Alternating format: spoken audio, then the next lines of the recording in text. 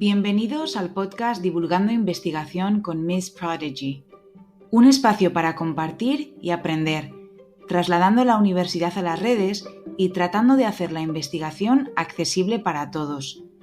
Soy Alexandra Santamaría. ¿Nos acompañas?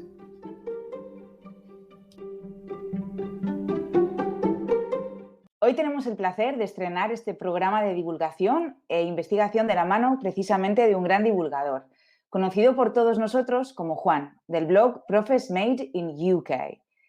Es un honor para nosotras contar contigo, Juan, así que muchísimas gracias por aceptar nuestra invitación. Gracias a vosotras. Para mí es un placer siempre compartir y es el motivo también por el que estoy presente en las redes sociales, así que yo estoy muy agradecido también de poder compartir el tiempo con vosotras. Antes de nada, nos gustaría preguntarte, pues, ¿quién es Juan? ¿Quién hay detrás del divulgador y del perfil de Twitter? Bueno, pues nada, yo estudié biología, aunque el otro día hicisteis una encuesta y hubo gente que votó que era contable. No sé qué he dicho para que haya alguien que piense que soy contable. Bueno, soy biólogo y luego hice diversos estudios en torno a la conservación de la naturaleza y acabé trabajando en el Jardín Botánico de Madrid, que pertenece al CSIC, ¿no? Y entonces en mi formación fue muy importante pues el contacto con la investigación científica, ¿no? Con los papers que se publican, con las revistas. Participé en distintos congresos que son esencialmente momentos de encuentro fascinantes, la verdad, pues de buenas prácticas y de intercambios en base a esas publicaciones. Y entonces, bueno, pues cuando acabó hubo un momento en el que de crisis, ¿no?, económica a finales de 2010, 2011, y ahí, como ya había tenido un contacto con el mundo docente, de hecho en el jardín empecé trabajando en el departamento de divulgación y siempre me había gustado, la verdad, pues tuve la suerte de empezar a trabajar en un centro educativo y desde entonces pues trabajo ahí. Es un mundo que a mí me gusta mucho lo que hago. Me parece que cada año es diferente, es una profesión que es muy difícil repetir porque aunque des las asignaturas iguales, pues los niños cambian, los grupos cambian, los materiales cambian y a veces incluso la ley educativa también cambia de año en año. Y entonces, bueno, pues cuando llegué al mundo docente me llamó la atención que eso, lo que yo había vivido antes de esa red de gente conectada, que se basa en publicaciones con unos estándares o con unos protocolos más o menos establecidos y comunes, pues no existía. Y entonces en un curso de formación, pues la ponente sacó un libro y dijo, este libro es buenísimo. Y la gente que estaba conmigo, pues dijo, ya, pero está en inglés, no podemos leerlo, ¿no? Y yo en ese momento participaba con un grupo de gente muy buena, que si me están escuchando aprovecho para saludarles, que se llamaba Medad, de gente muy inquieta en muchos temas. Y entonces, bueno, pues a partir de esta experiencia me pidieron que yo cogiera un libro de educación y lo comentara. Hicieron una pequeña presentación y entonces parece que salió bien, que les gustó. Y entonces pensé que, ¿por qué no compartir esa experiencia con más gente?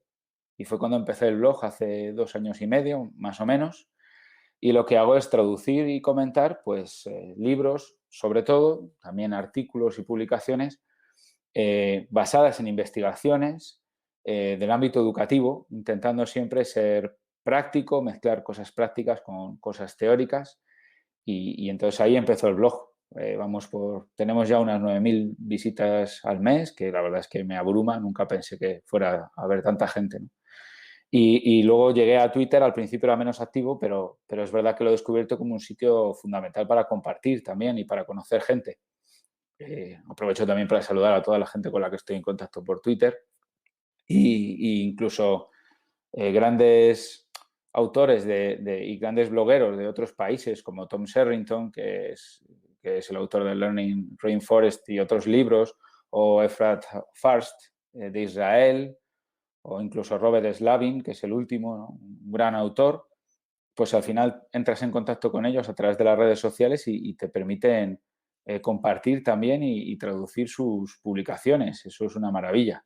Entonces, bueno, pues ese es un poco el fin de todo lo que hago, compartir y acercar a la gente pues lo mejor que se publica en el ámbito anglosajón para que le ayude a reflexionar y a mejorar su día a día como docente. Uno de los temas que nos gustaría tratar en esta grabación tiene que ver con la educación basada en la evidencia. Nos gustaría saber, Juan, para ti, qué es lo que estaríamos dejando atrás si no tuviésemos en cuenta la educación basada en la evidencia y por qué crees que es importante y además si crees que actualmente queda mucho por hacer en este campo. Sí, es una pregunta muy interesante. Bueno, el otro día ya me dijeron que lo de evidencia es una false friend, ¿no? Es una traducción, porque debería ser prueba, porque es una cosa que está, digamos, no es cierta 100% e inmutable, sino que está sometida al cambio. Al final de lo que hablamos es de incorporar unos métodos sistemáticos, objetivos, compartidos, metódicos y revisables sobre educación. Y entonces lo que se trata al final es de evitar el sesgo que podemos tener a la hora de interpretar lo que pasa en nuestro aula y también estudiar qué factores influyen en el éxito o fracaso de lo que hacemos en el aula. Y voy a poner un ejemplo muy claro. Cuando evaluamos un método, por ejemplo, de enseñanza del inglés, pues y decimos que en un colegio es muy exitoso, puede ser que en ese colegio el 90% de los alumnos vayan a una academia de inglés. Entonces, lo que me permite el método científico es, bueno, un estudio sistemático de qué factores influyen en el nivel de inglés de esos niños, para intentar ver hasta qué punto el método que he utilizado en la escuela, porque es lo que en teoría me gustaría estudiar, ha influido en su nivel de inglés, más allá de otros factores que evidentemente tienen un peso, como son el contexto sociocultural o la asistencia a una academia. No se trata, por tanto, de juzgar si una cosa es mejor o peor, sino de estudiar qué funciona. Y esto del contexto es muy importante porque si obviamos esto, nuestros métodos en general siempre funcionan. No he leído mucho sobre innovaciones fallidas. Las innovaciones educativas parece que siempre funcionan y es probablemente porque lo que estamos midiendo mejoraría aunque no hiciéramos nada, quizás, o porque influyen otros factores, ¿no? Entonces, ese estudio, esa búsqueda de una verdad, entendiendo verdad como algo que funcione para todos, algo que funcione lo más independientemente posible de otros factores que evidentemente tienen un peso muy grande en la educación, pues es de lo que se trata. Creo que tiene un peso cada vez mayor, creo que hay gente desencantada con cosas que parecían que iban a mejorar un montón el sistema educativo y no lo han hecho, y creo que hay cada vez más interés en este tema, pero también a la vez pienso que nos queda mucho por hacer y mucho por incorporar a la hora de trabajar así. La idea al final, como hablábamos, es cuando yo voy a una jornada para compartir buenas prácticas, debería haber una mínima estadística, unos mínimos datos que me expliquen qué ha pasado o algunas áreas de mejora o que intenten interpretar con un poquito de profundidad, porque muchas veces esas jornadas son, bueno, vale, tu experiencia, bien, yo me alegro que haya experiencias positivas, que los chavales estén implicados, pero has medido el aprendizaje y que eso ha funcionado y que sobre todo los que tenían más dificultades han mejorado, para mí eso es la clave al final.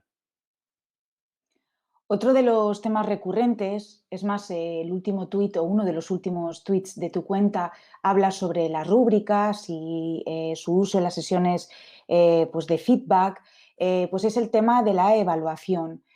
Temas que bueno, pues son muy controvertidos y de los que podemos leer abundante información, tanto en artículos como libros e incluso en las redes sociales.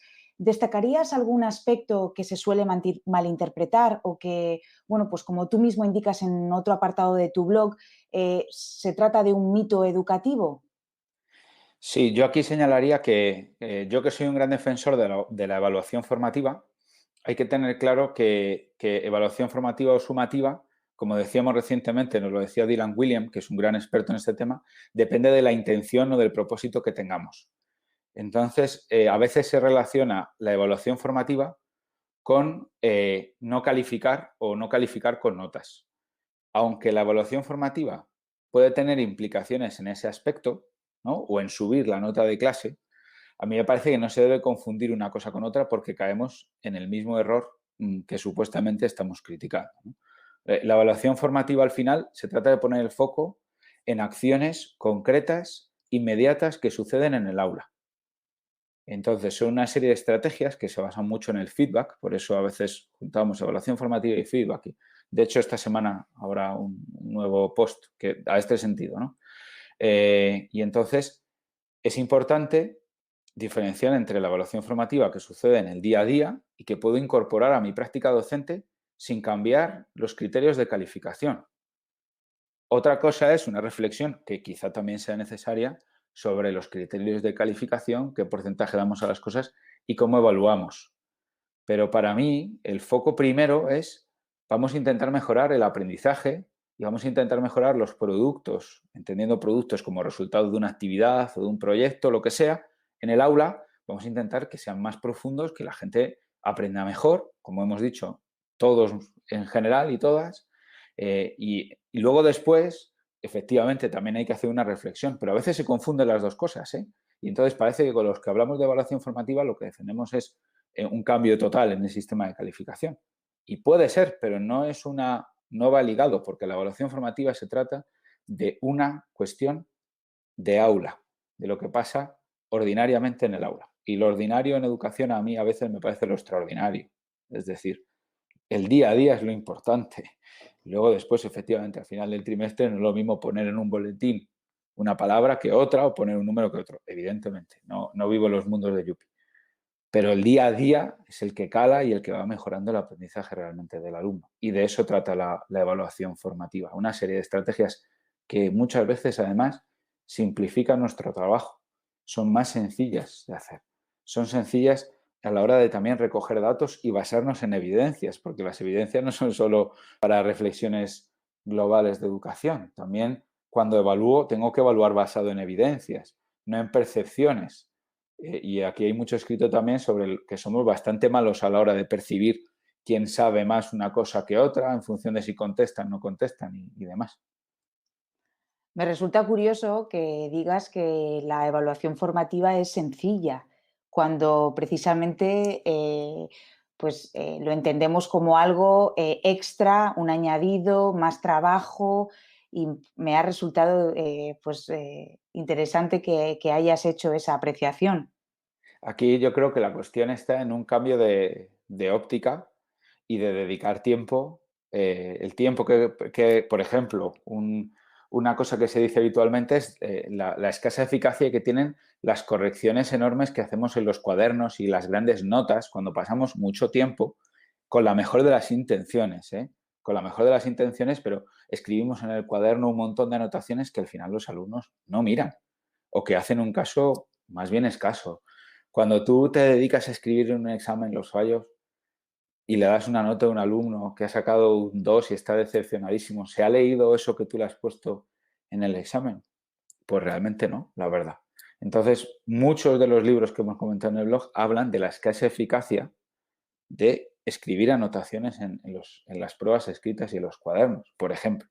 Y ese tiempo se puede dedicar, por ejemplo, a hacer un feedback grupal con observaciones generales, que además son impersonales, por ejemplo, de forma que no tiene una carga emotiva ni una carga grande para el alumno. O se puede hacer un montón de estrategias entre iguales que ayudan a esto. Y luego también la evaluación formativa, hombre, es sencilla, me refiero que podemos elaborarla de una forma, podemos introducirla de una forma más simple de lo que nos parece en nuestras clases mediante estrategias y dinámicas sencillas. Eso es lo que quería decir. Otro de los aspectos en tu blog que nos ha llamado la atención es el uso que has hecho de un Geniali, por ejemplo, en forma de índice para hacer la experiencia del lector mucho más sencilla, interactiva y para que se puedan buscar publicaciones rápidamente. ¿Hay alguna temática que te interese especialmente de todas las que incluyes en tu blog o las futuras que vendrán? Bueno, a ver, el blog tiene una temática muy diversa, toda me parece muy interesante. Es verdad que yo creo que al blog le falta todavía algunas, por reseñar una. el aspecto socioemocional del aprendizaje. Me falta por leer bien y sintetizar trabajos sobre metacognición, sobre la influencia de las emociones y de las relaciones en el aula, que creo que es un tema muy interesante y que desde luego que tiene un papel muy importante, y ahí hay poquito escrito. Y luego a mí la parte del blog por la que nació realmente era también un poco, como tú bien dices, esto de los mitos educativos, ¿no? Y entonces, bueno, pues por poner otro ejemplo de, pues, de toda esta historia que he contado de las investigaciones científicas, pues nos pasa a veces que nos encontramos con que hemos escuchado, todos hemos escuchado hablar de las inteligencias múltiples de Gartner, pero en el fondo lo que hemos hecho ha sido escucharlas en un curso que nos dio un tipo que a lo mejor se había leído un libro de alguien que hablaba de las inteligencias múltiples. Entonces, por eso recalco la necesidad de ir a las fuentes y de leer los trabajos originales y de ganar un poco cultura como colectivo, ¿no? Profesional. Hombre, si voy a hablar, si voy a basar una práctica en las inteligencias múltiples, tendré que leerla, tendré que leer el trabajo original y sus críticas para entender bien qué alcance, por poner, no pongo este ejemplo de casualidad, para entender bien qué cosas se pueden basar en las inteligencias múltiples y qué cosas no. Y si lo que yo utilizo como fuente es un artículo en una revista pues, de divulgación que escribió una profesora de un curso que le habían dado sobre inteligencias múltiples, me parece que estamos perdiendo mucha calidad ahí, ¿no? No me imagino otros colectivos funcionando así. Parece que es el teléfono escacharrado, donde hay una cosa, una idea que se pone de moda y se va difundiendo, difundiendo, difundiendo y al cabo de un tiempo ya queda irreconocible hasta para el propio autor de la idea original. No reconocería esa aplicación en concreto que se le está dando. Y todo parte de la base de un poco de los mitos, ¿no? De esa divulgación de ideas que son cuestionables o al menos con desconocimiento de la fuente original. Esta cuestión nos resulta muy, pues muy conocida para los profesores de universidad que corregimos trabajos de fin de máster y trabajos de fin de grado de forma habitual y en los que vemos cómo esa pérdida de calidad va muy relacionado con que el alumno no va a la fuente primaria porque se basa en una serie de artículos o libros en los que, como tú bien dices, pues se incluye la idea de Gartner, pero no se va a la fuente primaria, lo cual pues me resulta muy interesante. Claro, es que yo creo que al final, si yo mando un proyecto, ¿no? Y lo que buscan en Google vale para ese proyecto, los alumnos están aprendiendo algo. Y están aprendiendo algo que para mí es muy dañino. Y es que, bueno, puedo citar cualquier referencia de Internet como referencia válida. Claro, luego nos sorprendemos de que haya ciertas ideas pseudocientíficas que se extiendan. Y esto cada vez sucede en cursos mayores, me parece a mí, ¿no? Entonces, Internet está muy bien. A mí me pone a disposición, como ya he dicho antes, un montón de gente y un montón de literatura científica que antes sería impensable que yo tuviera al alcance de mi ordenador. Tendría que irme a la biblioteca de una universidad con un carnet universitario. No, ahora no. Ahora yo leo un montón de literatura científica y no tengo ninguna afiliación a ninguna universidad ni a ninguna institución científica. Pero a cambio de eso, necesitamos comprender la importancia que tiene precisamente buscar esas fuentes que no siempre son fáciles de entender, pero que por eso mismo son claves y son tan interesantes. La versión sintetizada y edulcorada, por así decirlo, para que sea más fácil de entender, es porque ha eliminado detalles. Y a lo mejor esos detalles son los importantes cuando hablamos de una cuestión educativa. Espero que nuestros alumnos de trabajos de fin de grado y trabajos de fin de máster estén escuchando este podcast y puedan tomar buena nota de tus consejos. Bueno, ahora que nadie nos está escuchando, aparte de estos alumnos, y sin decir ningún título ni ningún autor, ¿ha quedado algún libro a medias o te ha quedado algún libro a medias por ser demasiado complejo o poco interesante o que ha resultado ser una gran decepción? Bueno, por complejo no, porque ya te digo que yo soy defensor de que aunque cuando lees una cosa no la entiendas, yo la leo porque eso se queda ahí y nunca sabes cuándo va a volver, ¿no?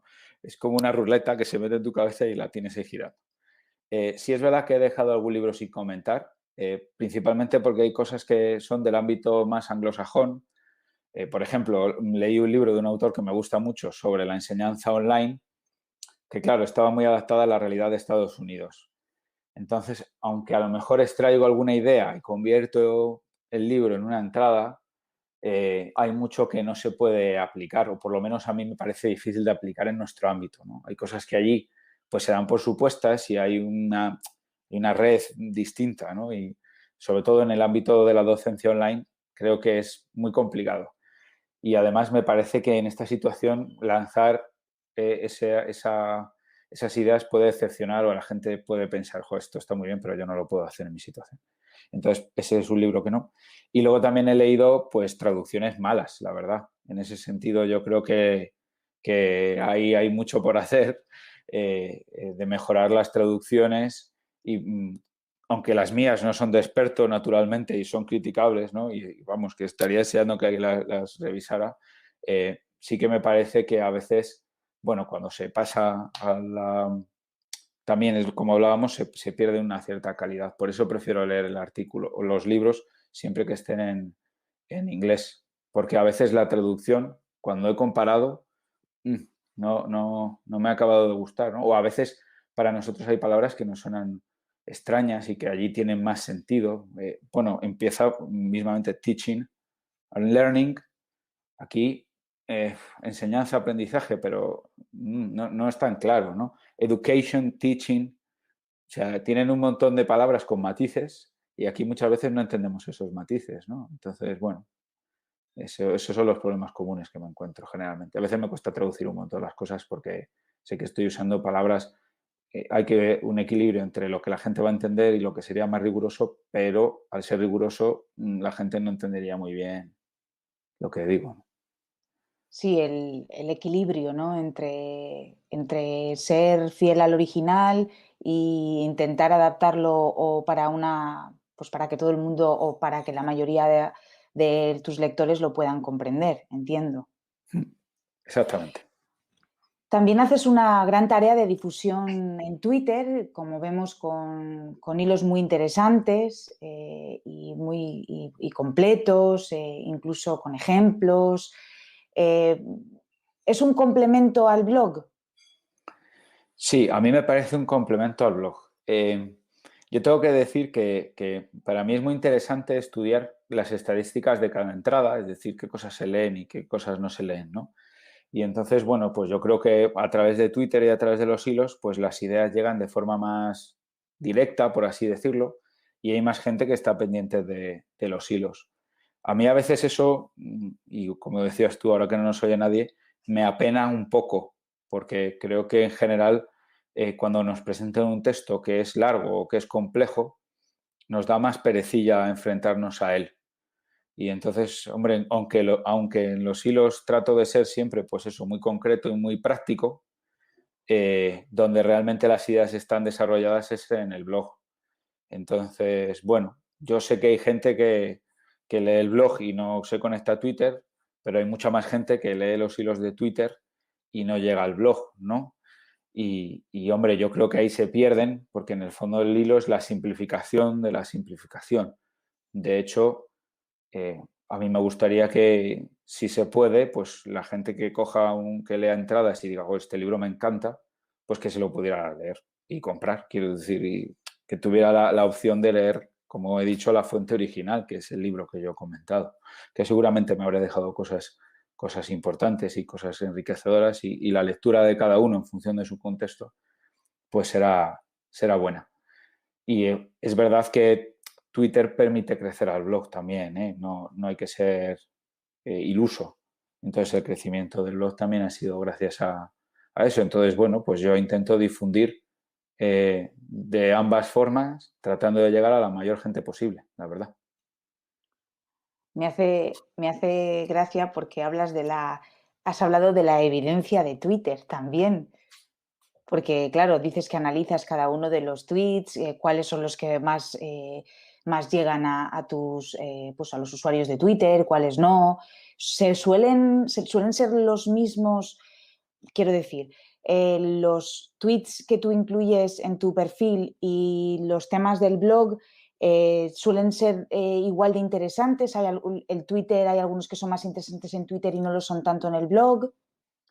Yo creo que en general eso, la gente que sigue el blog, ¿no? Es gente que busca un texto que leer y que pensar.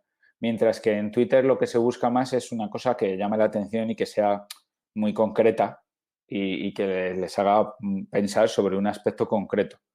Entonces, sí es verdad que veo pues, diferencias, ¿no? O hay veces que hago una entrada y digo, Buah, esta entrada me parece súper interesante, la gente lo va a flipar, y luego no, luego escuchas grillos en Twitter. Y hay otras veces que compartes una cosa que es mucho más sencilla y te parece una cosa sencillita y directa y es la gente lo que lo pide, ¿no? Yo creo que también ahí habría que hacer una reflexión y por eso también me parece muy interesante todo el proyecto que estáis montando vosotros desde la universidad, porque nos habla también de la formación docente y qué expectativas tiene o qué experiencias tenemos los docentes a la hora de relacionarnos con las fuentes de información, si hay un momento en el que vemos una cosa de 10 páginas y no la leemos, y hay otra cosa que vemos, pues un hilo de 20 tweets y eso sí lo leemos.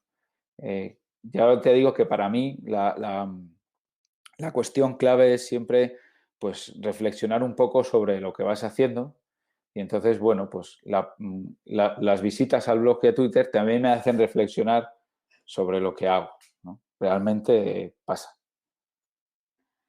Creo que estamos de acuerdo y lo llevas diciendo a lo largo de todo el podcast y es la idea con la que surge este grupo, pues que la divulgación es importante y es imprescindible. Eh, sí que me gustaría que nos dijeses qué ganamos con ella, si pudieses explicar qué es lo que tú crees que ganamos con la divulgación. Bueno, yo creo que con la divulgación, con la relación entre la investigación educativa y el aula, lo que ganamos es un marco de funcionamiento. Lo que ganamos son una serie de modelos comunes que nos pueden permitir, por ejemplo, pues eso, investigar qué factores influyen a la hora de que un método educativo funcione mejor o peor y en qué contextos. A la larga, aunque suene utópico, pero en el fondo el deseo es que una mejor educación llegue a más gente, a más niños y más niñas, sobre todo los que están en una situación más compleja, ¿no? Otro ejemplo que para mí es muy gráfico es qué ha pasado en el confinamiento. Hemos suspendido la presencialidad en educación durante 4 meses y hay muy pocos informes con datos que intenten indagar un poco en qué ha sucedido en esos 4 meses, si se ha aprendido más, si se ha aprendido menos, en qué contexto se ha aprendido más. Me parece terrible. Me parece terrible, primero, que no haya una investigación de ese tipo por parte de las administraciones públicas, que son las que al final deberían de velar por la educación en general. Y, y luego hay fundaciones, hay estudios, la FAD ha hecho una, ¿no? En la Universidad de Granada también, cosas interesantes, pero que al final, no sé, necesitaría el dato, una fuente de datos fiable y sobre todo una cierta inquietud por saber qué ha pasado. Hay niños en lugares muy empobrecidos que han estado 4 meses sin asistir a la escuela. ¿Qué ha pasado con esos niños? ¿Qué pasa ahora que nos encontramos? ¿Qué se han perdido? ¿Qué no se han perdido? ¿Qué hemos hecho en general los docentes con las TICs estos 4 meses? ¿Nos hemos vuelto tecnológicos de repente? ¿Hemos seguido haciendo más o menos lo mismo pero en PDF?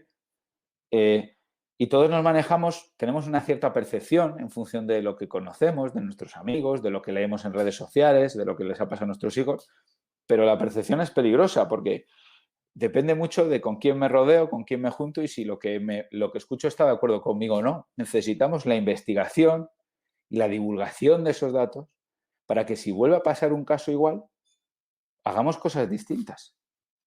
Porque la realidad es que si nos confinaran en febrero, ¿qué haríamos? Pues no lo sé. Yo mejoraría en función de mi experiencia, de lo que viví yo, pero lo que viví yo a lo mejor no sirve para los alumnos que tengo ahora. Entonces, realmente es una situación que nos deja un poco la intemperie de los acontecimientos. si vuelve a haber una situación de confinamiento, deberíamos de tener una cierta, no sé, unas ciertas líneas marcadas de saber qué recursos son necesarios, en qué sitios son más necesarios esos recursos, cómo repartimos o cómo funciona el aprendizaje online para hacer que sea lo más eficaz posible. Y esto de lo que estoy hablando no es un sueño. En el Reino Unido, que ahora mismo están cerrados, ahora mismo los colegios están cerrados, se han hecho muchos esfuerzos en este sentido y yo estoy suscrito a un montón de boletines, de noticias de profesores de secundaria que no paran de estar llenos de estudios científicos indagando qué funciona, qué no funciona, si es mejor grabar un vídeo de 10 minutos, cómo lo tienes que grabar, si añades una imagen, si después pones un test. Claro, bueno, pues ante una situación de emergencia se responde con ciencia, no con la percepción. Ahora volvemos a estar confinados y ¿qué hacemos? Lo mismo. Y la misma gente que funcionaba por WhatsApp, porque los niños no tienen forma, porque su familia, hacemos lo mismo, porque no hemos hecho nada para remediarlo si vuelve a pasar.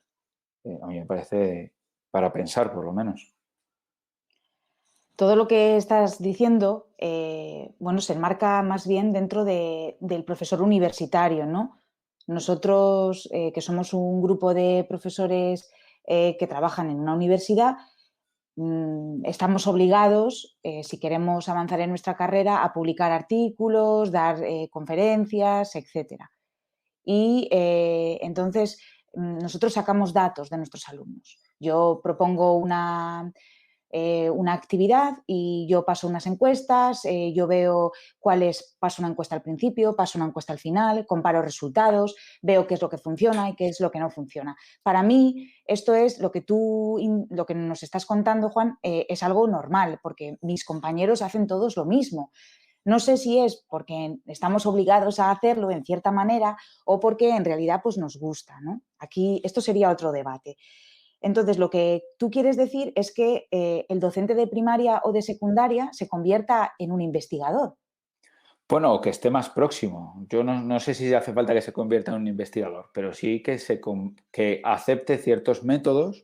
Si quiere comprobar si lo que hace funciona o no, que debería ser un deseo que en general tengamos todos, pues si quiere comprobarlo, debería saber qué métodos existen para poder comprobar de una forma lo más objetiva y sistemática posible que eso que hace funciona. Simplemente es un deseo de conocer si lo que haces funciona o hay un montón de sesgos o de factores que influyen en que a ti te parezca que eso que haces es genial. No creo que haya que convertirse en investigadores, pero sí que sería bueno tender puentes entre los docentes y los investigadores. Y como creo que en general, tanto unos como otros, estamos hasta el cuello, esencialmente de burocracia, muchas veces, pues ahí también tomo el ejemplo de otros países y pienso en instituciones puente que se dedican a vincular esos dos mundos, como puede ser el Chartered College of Teaching o el Education Endowment Fund, o sea, un montón de fundaciones, de agrupaciones muy diversas, de caracteres muy diversos, pero que en el fondo lo que tratan es de vincular, de unir a los docentes con la investigación educativa. Y eso existe en otros países. Y aquí hay cosas incipientes, pues vuestro grupo, la Fundación Promaestro, cosas que hace Educaixa, que son muy interesantes, pero en este caso, pues no hay nada sistematizado. Son muchas veces pues cuestiones personales o contactos individuales, pero no hay una estructura general. Y yo a veces echo en falta esa estructura que genere como un lugar, como un ecosistema, ahora que todo el mundo sabe que soy biólogo, un ecosistema donde nos podamos relacionar cada uno en su papel, porque son distintos, el docente y el investigador. Y para eso tienes que crear un ecosistema o, si no, de forma espontánea, va a ser muy raro y muy infrecuente, no porque no queramos hacerlo, sino porque estamos hasta el cuello de otras cosas. Bueno, pues como ya hemos dicho, este proyecto está desarrollado por varios profesores y profesoras universitarias y, sí que me gustaría saber, Juan, si tú crees que la universidad está presente en las redes y si debería estar conectada de una forma más directa con la sociedad. Bueno, yo en ese sentido conozco menos y no lo sé. Yo sí que creo que he encontrado más facilidad para relacionarme con instituciones de otros países muchas veces que para, pues, tristemente, gente pues local, ¿no? Y yo creo que eso pasa por lo que hablamos. No creo que sea por una mala intención ni porque la gente sea peor, sino porque hay una carga burocrática gigante y muchas veces pues el propio sistema no solo no favorece la existencia de esas redes, sino que lo impide. La presencia de las universidades de las redes sociales, en las redes sociales me parece clave, igual que en cualquier otro ámbito a la hora de divulgar. Eh, Quizá porque lo conozco más, pues la importancia que tiene la universidad a la hora de divulgar sobre el cambio climático, por ejemplo, generando materiales o otras cosas que podemos usar los docentes de biología, pues debería de hacerse a todos los niveles, ¿no? Y ahí también, pues las facultades de educación tienen una labor grande de relacionarse de forma más asidua con los docentes, que son precisamente a quien debería dirigirse primordialmente, ¿no? Entonces es verdad que la universidad necesita estar presente para generar esas vías de comunicación y para localizar posibles convenios o posibles formas para estructurar esto de una forma continua y sostenible en el tiempo, no dependiente de la buena voluntad o el deseo de gente puntual. Ahora que está tan de moda cuando escuchamos en la televisión o en la radio los resultados de la última investigación publicada en la revista Science, y ahora todo el mundo sabe lo que es la revista Science. Ojalá en un futuro sea también pues los resultados publicados en la última revista de educación, no Claro, sé. sí, desde luego deberíamos de ir a eso. De hecho, ya te digo que yo recibo publicaciones que son gratuitas en formato online, aunque hay una, la de Research Ed, que es una asociación británica que me manda la revista en papel gratis a España.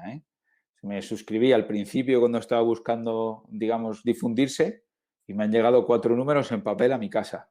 Entonces, que esto no es imposible, se puede hacer. Claro, hay un sostenimiento detrás porque hay un montón de instituciones que apoyan y financian la publicación de esa revista en papel y su distribución, pues en mi caso, incluso hasta el extranjero, ¿no? Entonces, sí, ojalá llegue un momento en el que haya esas revistas puente donde se vincula a los investigadores con los docentes y se puede decir, o las leyes educativas se basen en todo esto que estamos hablando, porque eso daría para otro podcast. Todo lo que hemos hablado hasta ahora de cara a la construcción de la ley educativa, pues fijaos cómo cambiaría, ¿no? Encontrar un marco común de funcionamiento. Podemos no estar de acuerdo en la interpretación de los datos, ¿no? No tenemos que ser todos iguales, pero si encontramos una forma de funcionar, sí podemos estar de acuerdo en lo que hay, en los datos. Los datos nos pueden poner de acuerdo, ¿no? Y entonces el debate ahí ya no es en base a unos sesgos o a unas que todos tenemos muy claros, ¿no? Ideológicos. No hay que renunciar a la ideología, pero hay que hacer un debate ideológico basado en datos, porque si no, estamos construyendo un edificio fantasma, donde realmente piensas que pasa una cosa, pero luego la realidad puede ser bien distinta. Y lo estamos viviendo, ¿no? Muchas de las discusiones de la última ley, pues en el fondo reflejan los problemas reales que hay en los colegios. Pues no lo sé. La verdad es que no lo sé.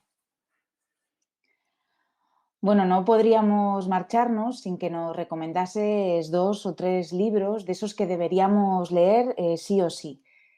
Con aquellos que hayas disfrutado especialmente o con los que has aprendido muchísimo, o aquellos que, bueno, pues han puesto patas arriba alguna de las creencias previas o que te hayan simplemente sorprendido. Bueno, pues mi primera recomendación es el primer libro del blog, que fue este que comenté, se llama Hidden Lives of Learners, es de Graham Woodhull. Se traduciría como Las vidas ocultas de los aprendices, lo cual es un buen ejemplo de por qué no hay que traducir literalmente el título porque suena muy raro. Pero el libro es maravilloso porque se trata de un autor que durante unos años se dedicó a recopilar todo lo que sucedía en el aula en Nueva Zelanda, en un proyecto gigantesco. Recogía las notitas de los alumnos, grabaciones, por supuesto, con unos permisos, con micros en alumnos escogidos aleatoriamente. El estudio es brutal Y de ese estudio salió un plan educativo que duró varias décadas en Nueva Zelanda y que ha llevado a Nueva Zelanda a un éxito educativo y sobre todo a una mejor atención a la diversidad de los maoríes y vamos, hay un montón de estudios que demuestran que lo que hizo Graham Nuthall siguió porque esos datos sirvieron para mejorar un montón de aspectos de la educación neozelandesa que eran un gran desafío. Entonces ese libro es una maravilla. Habla de que hay 3 mundos del aprendizaje, el del alumno consigo mismo, el del alumno con sus iguales y el del alumno con el docente. Y te cambia muchos esquemas, ¿eh? Habla mucho de la adaptación, de la necesidad de pensar en lo que tienes delante y no de lo que tú piensas que funciona o no funciona. Es maravilloso. Y después hay un libro muy, muy práctico que a mí me está ayudando un montón, que se llama Retrieval Practice, de Kate Jones, que está comentado en el blog, con un montón de estrategias súper sencillas, súper fáciles de hacer para practicar la evocación, que tiene mucho que ver con la memoria de trabajo y la carga cognitiva, es decir, hacer que funcione el aprendizaje mejor, que las cosas se retengan mejor. Y a mí me parece una maravilla, porque ya digo que yo lo incluyo en presentaciones, es fácilmente replicable, es muy sencillo de incorporar los 5 primeros minutos y los 5 últimos y funciona. Vamos, yo veo que la gente va cada vez más acostumbrándose a hacerse buenas preguntas y enlaza mucho con lo que hablamos, ¿no? Te desmonta esto de que la relectura o el subrayado funcionen, sino que lo que funciona son otras cosas y ahí está el libro. Y el tercero es un libro en castellano de Héctor Ruiz Martín que se llama Conoce tu cerebro para aprender a aprender. Y os lo recomiendo primero porque está en castellano, por si acaso alguien tiene la dificultad, y luego también porque está muy adaptado a los alumnos. Entonces es un muy buen libro para recomendar a familias y estudiantes que tengáis que realmente necesitan conocer cómo funciona el aprendizaje de una forma muy sencilla. Me parece que es un libro muy bueno porque hay muchísimo escrito pensando en los docentes, pero no hay tanto escrito pensando en los alumnos y que los alumnos aprendan cómo funciona el aprendizaje, pues es muy interesante, la verdad, porque puede ayudarles a regular también y bueno, yo también lo hago, ¿no? Todas estas conversaciones sobre qué es verdad y qué no, ahora con las vacunas y con todo esto, me parece que necesitamos ese debate y esa enseñanza de cómo funcionan y cómo funcionan las evidencias y cómo funciona el método científico de verdad, entendido con toda su complejidad, pues también hay que llevarlo al aula y hay que llevarlo a la cabeza de las futuras generaciones para compartir un poco esa problemática y que la vayan refinando, porque es lo bueno que tiene el método científico, que no se acaba, que vayan refinando pues las cosas que sabemos y que hagan cada vez pues mejor muchos aspectos, entre ellos la educación.